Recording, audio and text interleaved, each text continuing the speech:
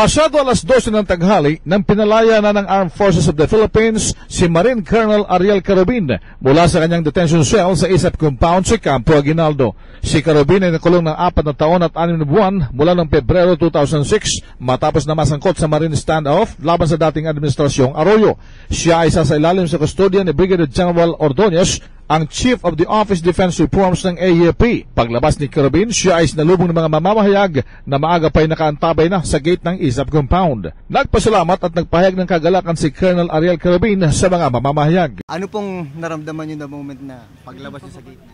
Pagkatingin ko sa inyo, kaya ako napapaluha kasi sa tuwa ba na hanggang ngayon ganyan pa rin ang suporta ninyo. So nakikita ko lang din na palagay ko kung kayo yung nagre-represent sa media na ganyan yung pagtingin nyo sa akin, palagay ko naman sa buong Pilipinas, ganyan din po yung pagtanggap nila. Nung una kayong kinausap ni CS, naniwala ba kayo na magagawa niya ito sa inyo? Ako po, nakita ko sa kanya yung sinseridad, so alam ko na kaya niya kasi nasa kanya yung kaso namin kasi actually nasa level lang po niya sa convening authority. So he has all the prerogative. Ikinonsulta niya po sa Jago ito, nakita naman niya na sa kanyang powers pwede niyang i-grant ito.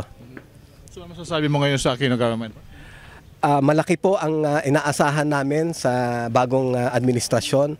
Sana po hindi ho tayo they won't fail us.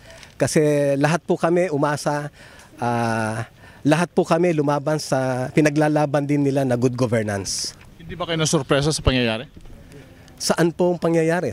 Yung pagkaka-release ngayon sa custody? Hindi na po ako nasurpresa na lalaya ako. Nasurpresa lang ako na mas nauna pang nalaman ko sa media kaysa doon sa kukuha sa akin ng custody. Si Colonel Ariel Carabin, ayon kay Brigadier General Jose Mabanta, ang opisyal na tagapagsalita ng AFP at Civil Relations Service Chief, nilagdaan ni AFP Chief of Staff General Ricardo David ang release order ni Carabin Martes ng gabi. This means that he will be under the care, responsibility, and custody of a very senior military officer. So this would also mean that General or Colonel Carabin would have to attend all court hearings related to case filed against him, particularly the mutiny case. Si Brigadier General Jose Mabanta. Mula sa Campo Aguinaldo, RH 911, Bing Formento ng DZRH Nationwide.